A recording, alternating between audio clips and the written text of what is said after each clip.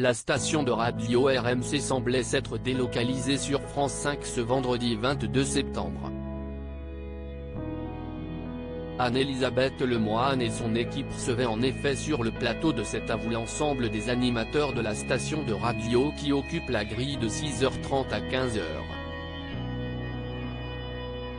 Était donc présent la journaliste Apolline de Malherbe, en charge de la matinale de 6h30 à 9h en semaine, suivie de ses collègues Olivier Truchot et Alain Marchal qui occupent, eux, la case de 9h à 12h avec leur émission Les Grandes Gueules, et enfin la journaliste et animatrice Estelle Denis, ex-compagne du sélectionneur de l'équipe de France Raymond Domenech et chargée de l'émission Estelle Midi tous les jours de 12h à 15h.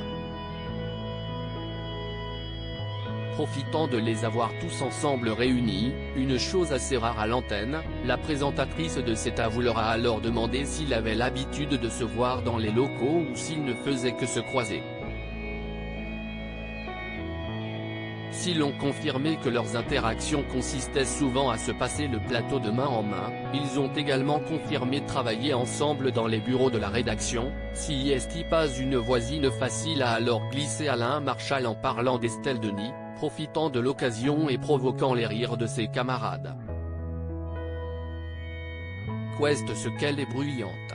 Elle espionne, a-t-il alors ajouté en plaisantant, confirmé par son co-présentateur Olivier Truchot, elle nous pique nos sujets.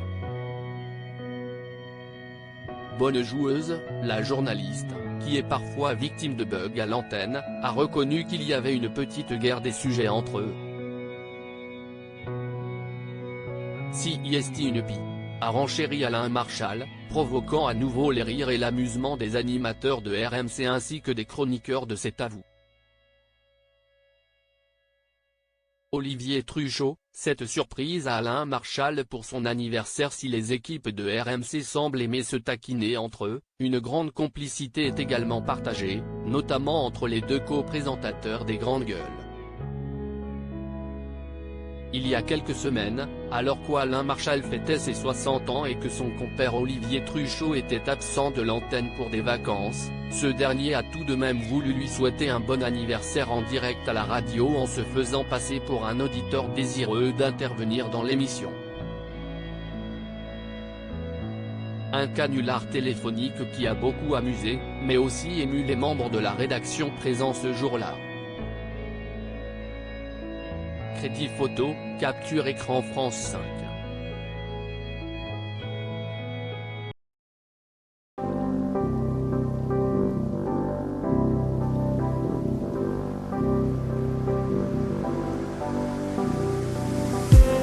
I just need